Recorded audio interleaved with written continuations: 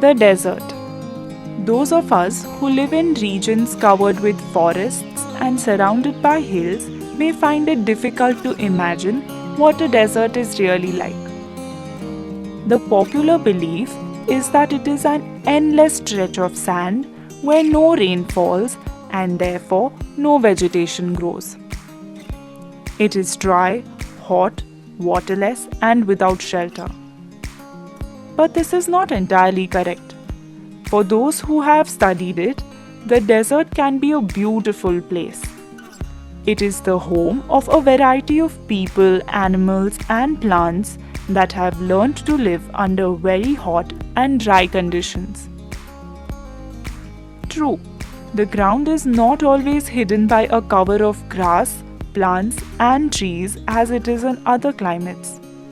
But whenever it rains, which is rare, desert flowers bloom, and the sight can be as rewarding as that of any tropical garden.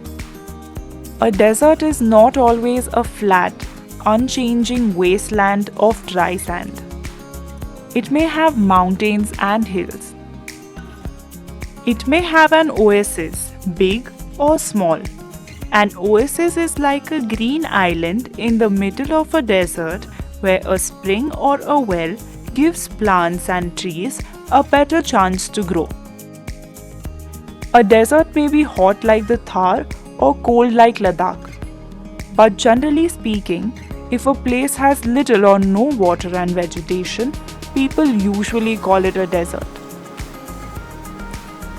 Some deserts are almost totally without water.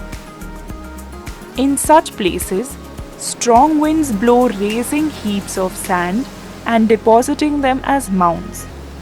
These are called sand dunes that shift and move endlessly across the desert.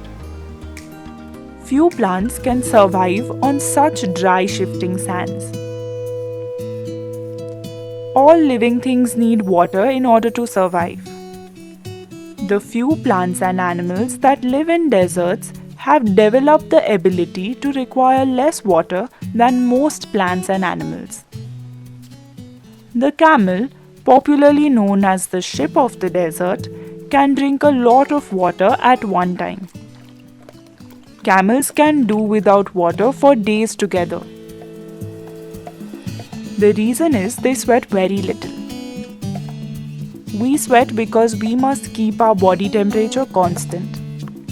We sweat when it gets hot, and this cools the body. Camels can stand high body temperature. They don't need to sweat and can therefore retain the water they drink for long periods of time. The smaller desert animals do not drink water. They burrow underground during the day and come out at night to eat.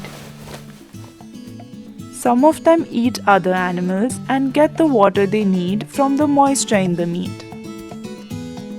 Others eat plants and seeds and get the water they need from the plant juices. Desert plants also adapt themselves to the life they lead. Cactus plants store water in their thick stems. Their roots lie close to the surface of the ground and quickly absorb the moisture from the light rains that occasionally fall. The major feature of all deserts is, of course, dryness and variations of temperature. In humid climates, the moisture in the air acts like a blanket and protects the Earth's surface from the hot rays of the sun. The absence of this blanket in the desert lands causes the desert to heat up rapidly during the day and cool off rapidly at night. Deserts are an important part of the nature's great plan.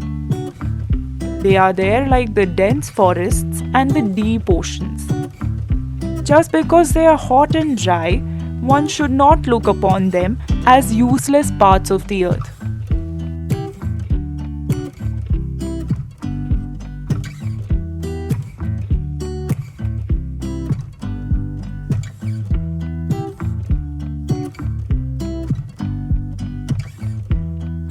Bye.